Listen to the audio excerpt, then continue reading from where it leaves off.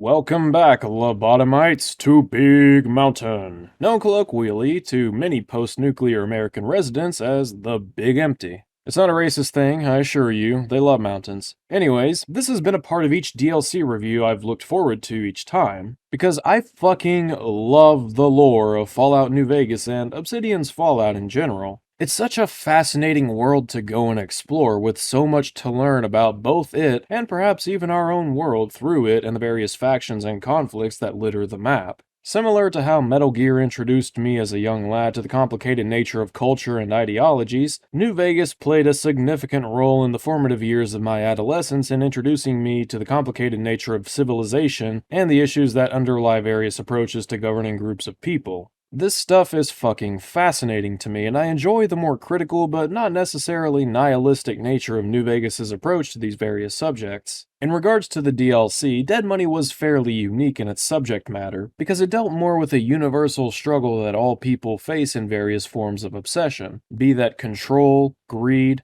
or a desire for vengeance. The focus was more on individuals rather than the collective. Honest Hearts was somewhat iterative of the base game in its general focus on tribal warfare, but instead of focusing on systems of government, it took some time to explore spiritual and cultural beliefs, and how they can misguide people into the unnecessary and detrimental.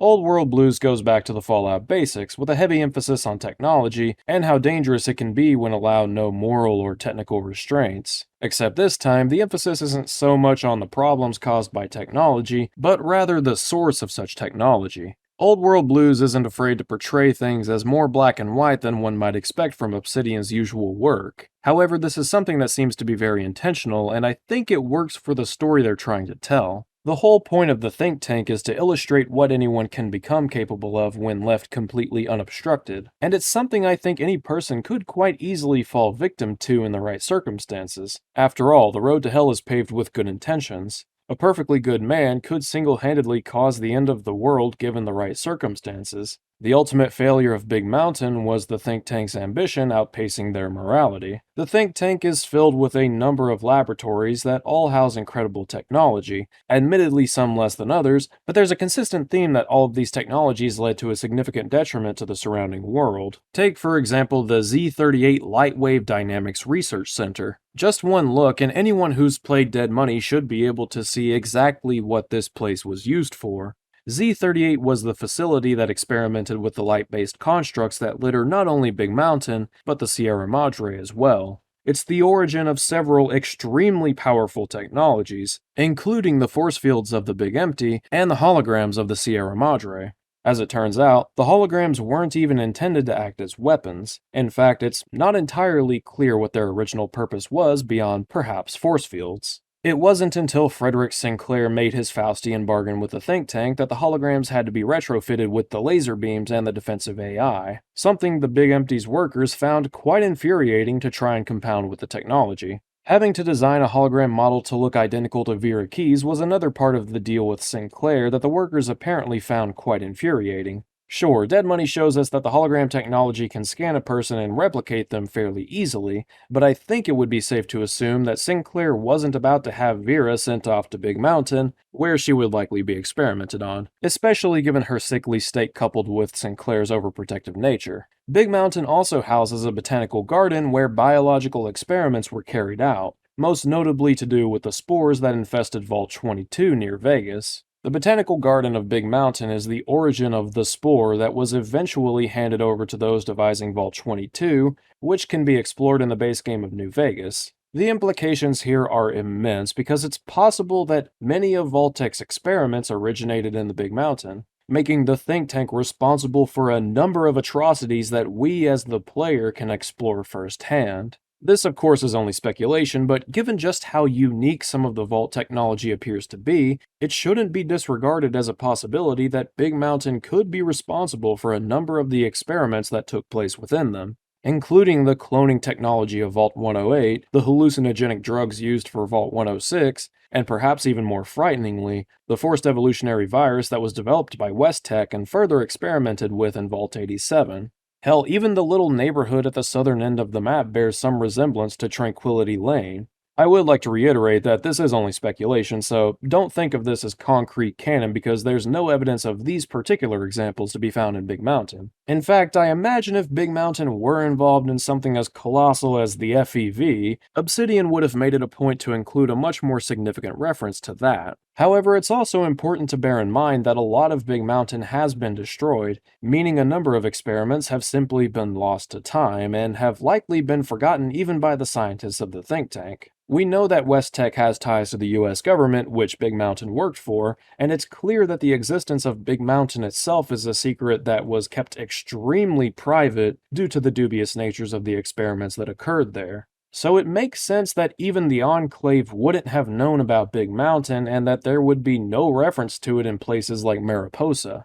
I'll say it one more time just to be extremely clear, this is only speculation. It's an inference I made that led to a potential possibility. The reason I bring this up isn't to illustrate my own headcanon, but to illustrate just how potentially dangerous and far-reaching a place like this is and could be. Not even just in Fallout, but in our world as we know it. This is a recurring element in Obsidian's world building and one that continues to impress me even to this day, allowing the player to understand just how dangerous this place is not only by direct reference, but also potential inference, intentional or otherwise, to what they've already come to understand about the world is excellent writing. It establishes just how morally repugnant this place is, and why it's critical for we as people to understand the significance of not letting technology break ethical boundaries. After all, that's essentially what happened with the creation of the atom bomb. Technology very much at the core of Fallout's world building and lore. But that's enough speculation. Now we're going to talk about these fuckers, goddamn Kazadors.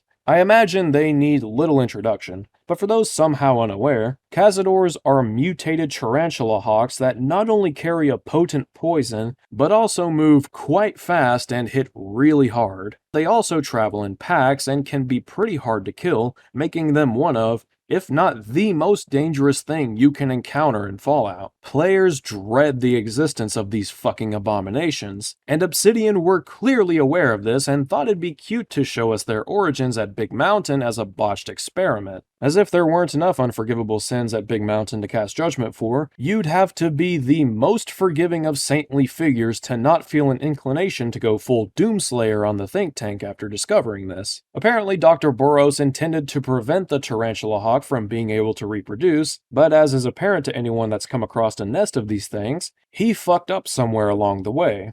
Boros is adamant that they can't reproduce, which certainly doesn't help to endear him to the player, but the question going through my mind is how Kazadors reproduce. It's obvious that Kazadors lay eggs, but the real question is whether or not the methods they use are identical to those used by the tarantula hawk, because Jesus fucking Christ, that would be terrifying. For those of you so blissfully unaware, allow me to ruin your day. The tarantula hawk's method of reproduction involves a female hunting a tarantula spider that she can paralyze with her venomous sting, and then lay eggs on the tarantula's motionless body. The eggs then hatch and feast on its organs while it's still alive. Yeah, nature is fucking metal.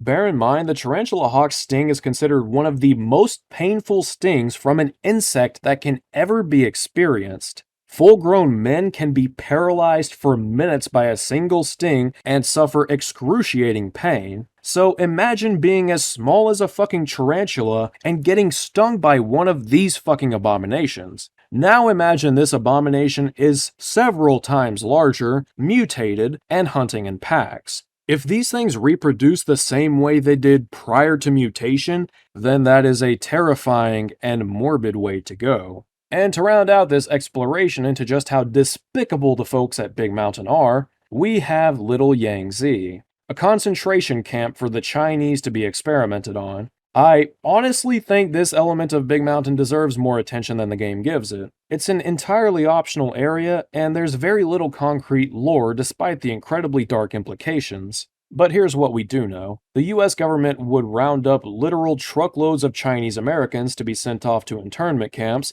one of which being none other than Little Yangzi at Big Mountain. We can also assume, with confidence, that Chinese POWs were brought here as well. These people were kept in a pretty small fenced-in area where they were experimented on, typically having their brains extracted and used to power the robo-brain technology. At first, workers were needed to work triple shifts so as to ensure that prisoners wouldn't escape. However, the scientists eventually developed bomb collars to ensure the prisoners would never leave even if they had a chance. Following the Great War, Little Yangzi and Big Mountain as a whole was abandoned by the US government and military, leaving the prisoners of Little Yangzi trapped within the camp with no chance of escape due to the bomb collars still being active. The fallout from the Great War bled over into Big Mountain and would lead to the ghoulification of the prisoners. This meant that they couldn't even grow old and die from natural causes. After 2 whole centuries, the former Elder Elijah would infiltrate Big Mountain, using Little Yangzi as a base of operations for various experiments of his own, with the bomb collars of his prisoners being his primary focus. By the time we as the Courier reach Big Mountain, the prisoners are still there, unable to leave. To call this fucking bleak would be an astronomical understatement, and it's no surprise that the prisoners have gone completely feral by the time the Courier arrives. Hell, it's likely that they were even going insane before succumbing to ghoulification. However, there is a significant issue with Little Yangzi that I feel not only undermines the lore, but contributes to one of the most inconsistent elements of Fallout's world as a whole. And many of you have probably guessed where I'm going with this. Do ghouls need to eat, drink water, expel waste? Well, according to Raoul in the base game of New Vegas, yes, they do. Ghouls still need the nutrients of food and water to sustain their body, and naturally, this means that they would expel the waste of whatever they consume. In Fallout 2, there's a settlement of ghouls called Gecko, and they grow crops and raise livestock. So, yeah, ghouls do need to consume nutrients in order to survive. Don't get me wrong, Little Yangzi is nowhere near as stupid as Billy in Fallout 4, but it's still a plot hole, and one that I feel severely undermines the story that Obsidian was trying to tell here. The problem here is that what's being presented comes off as something trying to evoke very strong emotions, but not putting forth the work to legitimize that kind of reaction as grounded and justified. While it could be argued that the ghouls might be able to feast on the occasional lobotomite, night stalker, or even each other, none of those would be able to sustain the Yangtze population for that long. Lobotomites weren't prominent within Big Mountain for at least several decades following the Great War. Night Stalkers are shown to be quite capable at adapting and would know to steer clear of Little Yangzi, and I refuse to believe with this many ghouls remaining that they were able to fit enough in this camp to last 200 years feeding every single surviving ghoul. As for water, at best you could argue that the rain might sustain them given that ghouls don't have much of a concern for irradiated water, but let me also remind you that Big Mountain is in the middle of a desert. One that, according to the people that I talked to at Hoover Dam when I visited Vegas, is in the middle of a multi-decade long drought as of 2022. You fucking cocksucker! You cocksucker! You cocksucker! So no, there is quite literally nothing to suggest how these ghouls have survived for as long as they have. They can't even leave the camp to get food and water because of the bomb collars, and they can't survive without food and water. But the problem here isn't just the inconsistency with the prior world building. Writers need to be extremely careful when tackling certain subject matter, because a failure to put in the necessary legwork to justify it can make the use of certain real-world topics come off as very exploitative. Concentration camps, and especially systemic racism, are subjects that have been relevant to America for a very long time, and I wouldn't blame anyone for feeling insulted by the lack of substance here depending on how it pertains to them personally. That being said, I do feel the need to reiterate that this game and its DLC were subject to rather extreme time, budgetary, and resource constraints. The primary reason for me highlighting this is that I feel doing so can really help to illustrate just how much the rest of the game gets right when tackling similarly grim topics, and just how much work Obsidian generally puts into their projects, even with such immense constraints to their development cycle. Let's be fair, Obsidian has a very strong track record, even just within New Vegas, of handling darker subject matter with a great deal of respect. Slavery, rape, even fucking genocide. I don't think it'd be remotely fair to accuse Obsidian of lazily throwing in a concentration camp with a horrific backstory just for the sake of getting a reaction from its audience. I imagine with more time, money, and resources, they not only could have ironed out the details, but perhaps expanded even further on the idea presented here. But unfortunately, as it stands, this is an objectively lacking use of a rather serious subject. I don't want to harp on for too long. I'm quite comfortable in assuming that this issue stems from the limited production, and that's not something worth getting heated over. But it is an objective issue. One last bit of world building I'd like to cover is that which pertains to the Second Courier. In the base game of New Vegas, there were occasional references to another courier that was asked to deliver the Platinum chip, instead opting out and passing the mission onto the player character. In Dead Money, Elijah and Christine both mention another courier they encountered prior to reaching the Sierra Madre, though both are quite vague when referencing him, barring a description of him wearing the Old World flag on his back and having saved Christine at the Big Empty. Joshua Graham in Honest Hearts briefly mentions another courier that Joshua understood as being sent to assassinate him, hinting that this other courier could be a member of the Legion. In Old World Blues, this subplot is given much more focus. We had to take precautions after the last visitors. They caused a great deal of damage in a short time. Should have made sure they couldn't mention Big Mountain once they left. An oversight. Dr. 8 and Dr. O could tell you more. Dr. O more than 8. The battle against the visitors damaged 8's voice module.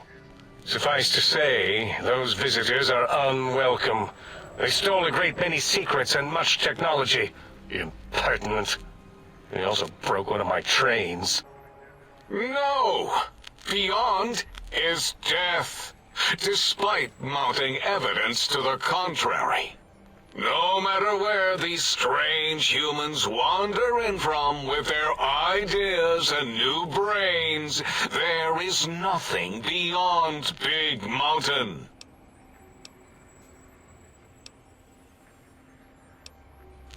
Enough! Stop filling my precious brain cell units with irrelevant data. You sound like the other visitors, making wild claims of a world beyond, where there is a war beyond war. It is unproven and unthinkable. I don't like to talk about it. 8, he can't talk about it. They fried his voice module. Something good. It wasn't all the visitors, though. Only one of them got out of control. He's the one that took control of little Yangzi, our old human farm. This human, I can't believe it. He broke out of the think tank in seconds. Then he went for Yangzi, got bomb collars, and started practicing on the subjects that were still there until he got the right frequency.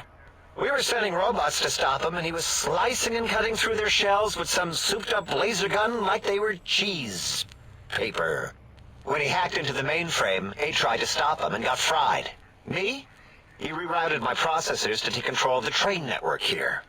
If you see the tunnels with the trains plowed into them, you can thank our visitor for that.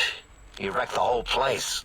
While we were trying to keep containment on the surface, turns out he used one train to punch out a tunnel and escape. Sealed now, but...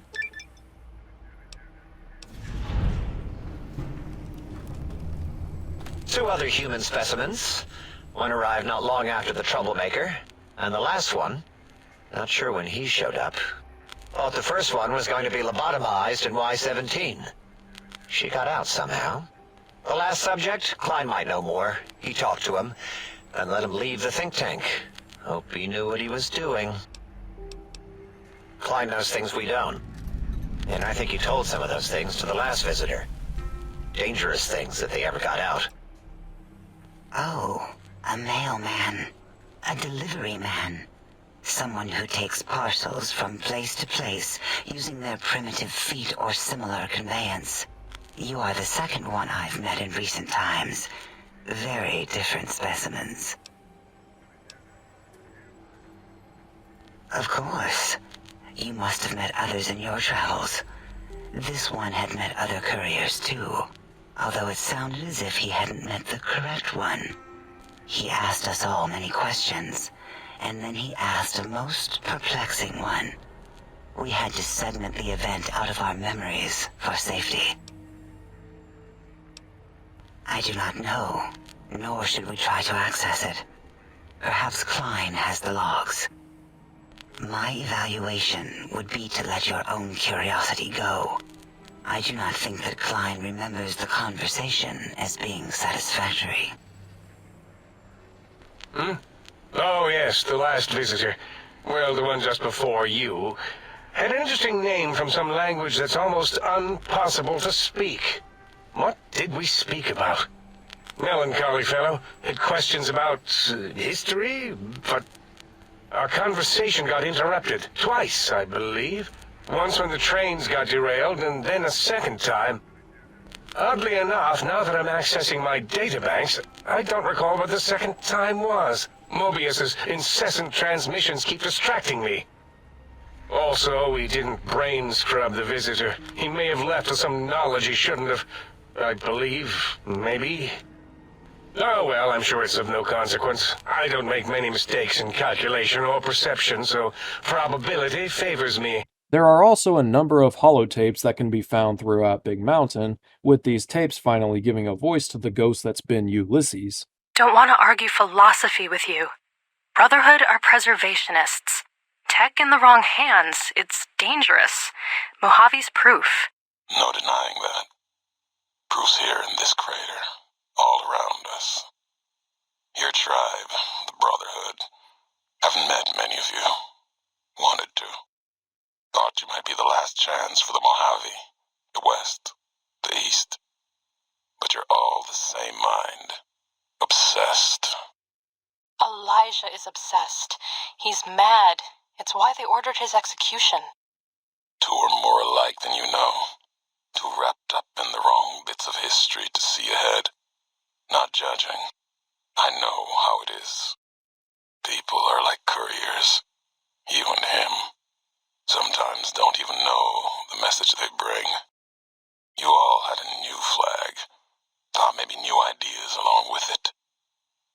What you believe isn't any better than the bear or bull. No future in either. So says the man with the old world flag on his back. America, the Commonwealth, burned away. America sleeps, and until it's dead, I carry it. Just like I carried you. More than hope. Belief. There's voices here in the big empty. I want to talk to them. Not like your Elijah did. Got questions. Want to hear history give its answer. Didn't think you'd make it back. Almost didn't. Got my answers. Your Elijah. He met the gods in this place. Did a good job of making them question the way of things. Do you know where he went? He's gone to the Sierra Madre. That's a special kind of hell. He won't come back. Someone smarter, tougher is going to kill him. If the Madre doesn't. I have to go after him. Not going to talk you out of it. Know what it means to track someone you share history with. Got a meeting of my own. That courier? Get him to come to me. Got a message for him. Like the message he had for me. Make them walk the road west, straight and true. Sink their feet in old world ash. Let storms tear at them. See the divide. See what happened. The divide? There's nothing there. Nothing there. Like the big empty. The Sierra Madre. No. The old world sleeps there. Sure as the flag I carry. The courier knows the way. And at the divide, he and I, there, we'll have an ending to things. He talks in a very awkward manner, sentences incomplete, lacking conjunction, sudden starts, only necessary words. Given what we understand about the various tribes and Caesar's legion from Honest Hearts, and the base game, players paying close attention will start to unravel that this Ulysses must be, or must have been a member of Caesar's legion. But this character is very distinct from what we understand about your average Legionnaire. Though there are certain exceptions, most notably Wolpus and Colta, who is notably intelligent compared to almost every other member of the Legion. Ulysses also scolds Christine and the Brotherhood of Steel for being no different than other groups such as the NCR and Legion that cling to the old world, confirming that this man is no longer associated with the Legion. Christine responds with a remark about the old world flag that Ulysses bears on his back, but he retorts that America isn't dead, but that it sleeps, and he's here in the Big Empty to hear history give its answers to his questions. How and why Ulysses came to bear the old world flag isn't concretely answered, but it doesn't really matter for the time being since we're only learning about him pretty indirectly. We can also infer from all the old world flags littering the surfaces of the Big Empty that Ulysses explored it pretty extensively.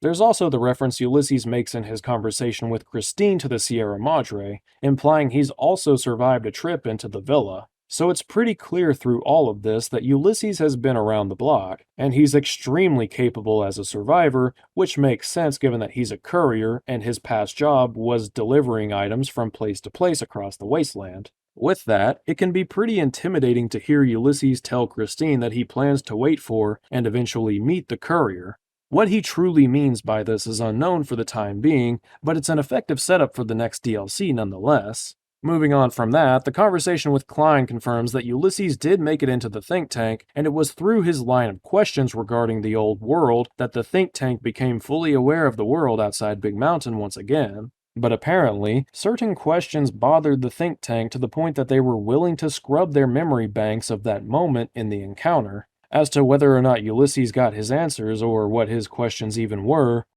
well, I guess we'll just have to wait and see. This was a really fun one for me personally because I took a pretty lengthy break from New Vegas after finishing the script of the side quest video. I had other videos in mind that I really wanted to get around to finalizing the scripts for, plus I was spending a lot of time with my family and indulging in other hobbies of mine that I kind of put to the wayside for a while now. But the moment I finally got back to writing this script, I just couldn't stop. And I hope the enjoyment that I had in writing this particular part has shined through. Old World Blues is a very up and down expansion for me, but barring Little Yangzi, I found the world building of Big Mountain thoroughly enjoyable to dissect. It really is impressive just how massive an effect this one location has had within the world of Fallout. Be sure to stay tuned for my final thoughts of the Old World Blues DLC that'll be provided in my concluding piece. I'll see you in 2 weeks.